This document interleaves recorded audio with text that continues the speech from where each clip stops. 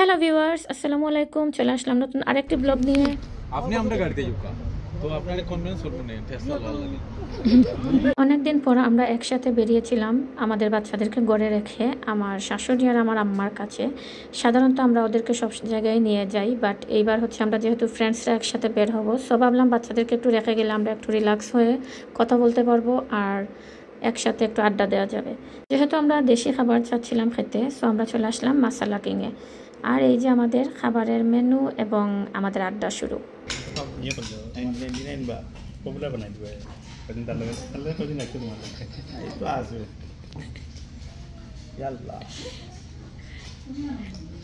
তুমি তো ফোন দিয়ে বেড়া লাগাইলাই একটা বিষয় হইছো কইয়া তো আমি তোমার লাগাইছি করো আমার লগে আমি আসলাম না রেডি আমি তুমি তো কইয়া একটা বিষয় আমি দেখলাম টেবিল জুড়ে চলছিল নানা ধরনের টপিক নিয়ে আড্ডা আর সেই সাথে একে অপরকে পচানো, যেটা আসলে সাধারণত আমরা একসাথে হলেও করে থাকি।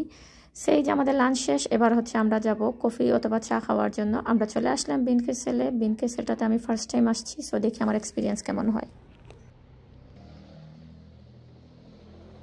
বিনকেসেলে এর আগে আমি আর কখনোই যাইনি, সো ফার্স্ট টাইম আসছি। আমি জানি না এখানে চা কেমন হবে, বাট সাধারণত আমি অ্যারাবিক চা খুব একটা পছন্দ করি না, কারণ ওদের চাতে অনেক বেশি স্মেল থাকে, যেটা হচ্ছে সব ধরনের এই যে গরম মশলার একটা স্মেল, যেটা আমার কাছে খুবই অপছন্দনীয় আর অনেক স্ট্রং থাকে। সো এটা আসলে আমার কাছে খুব একটা ভালো লাগে না। কিন্তু বিনকেসেলে যাওয়ার পর আমার মনটা ভালো হয়ে গেল, কারণ এত সুন্দর ডেকোরেশন, অনেক সুন্দর একটা কফি শপ।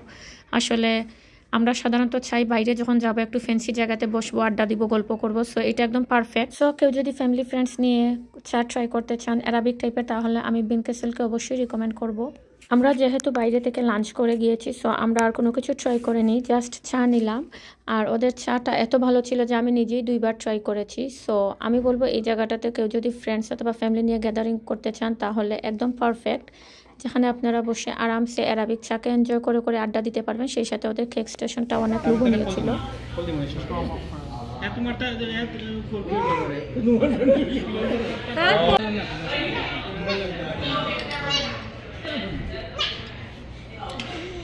আমরা অনেক মজা করছিলাম। আসলে সবাই একসাথে হলে যা হয়, সময় চলে যায় কিন্তু গল্প তো আর শেষ হয় না। তবুও তো কিছু করার নেই, দিন শেষে আমাদের সবাইকে আমাদের আবার ব্যস্ততম জীবনে ফিরে আসতে হবে।